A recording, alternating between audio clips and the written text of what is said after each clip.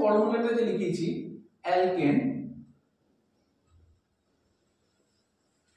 অ্যালকেনের ফর্মুলাটা কি ছিল, যে CnH2n+2, এটা ছিল তো অ্যালকেনের ফর্মুলা।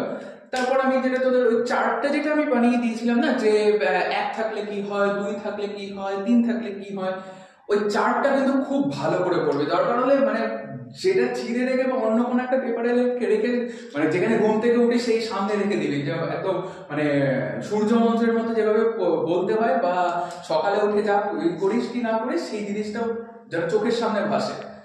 এক হলো ত্রিকোণমিতির ফর্মুলাগুলো, আর এক হলো এই তোর জৈব রসায়নের এই যেটা আমি লিখিয়ে দিয়েছিলাম, কেবল হাইড্রোকার্বনটা প্লাস তোর কি বলে কার্যকারী মূলক। ঠিক আছে, তো যাই হোক সেই হিসেবে আমি আজ আসছি না। আজকে যেটা করবো কার্যকারী মূলক দিয়ে। তো কার্যকারী মূলক বলতে আমি কি কি আমি তোদের লিখিয়েছিলাম, যেমন অ্যালকোহল লিখিয়েছিলাম। অ্যালকোহল থাকলে কি হয়, যে লাস্টে সাফিক্সটা তোর অল। যদি অ্যালডিহাইড থাকে, অ্যালডিহাইডের অনেক জায়গায় দেখবি অ্যালডিহাইড বলেই লেখা থাকে, কিন্তু সেটা আমি বলবো সুবিধার্থে অ্যাল বা ন্যাল তোরা ইউজ করবি, ঠিক আছে। আর যদি তোর কার্বক্সিলিক অ্যাসিড থাকে, কার্বক্সিলিক অ্যাসিড মানে COOH টা তো শেষটা কি দিয়ে হচ্ছে, শেষটা হচ্ছে হলো কি তোর ওইক অ্যাসিড, ঠিক আছে। তো এরকম আমি তো বেশ কয়েকটা আমি করিয়ে দিয়েছি।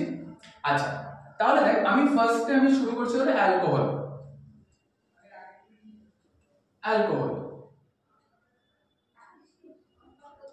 ঠিক আছে, অ্যালকোহল কি করবে, আমি একদম বেসিক থেকে শুরু করছি, n = 1 ধরেই আমি শুরু করছি, n = 1।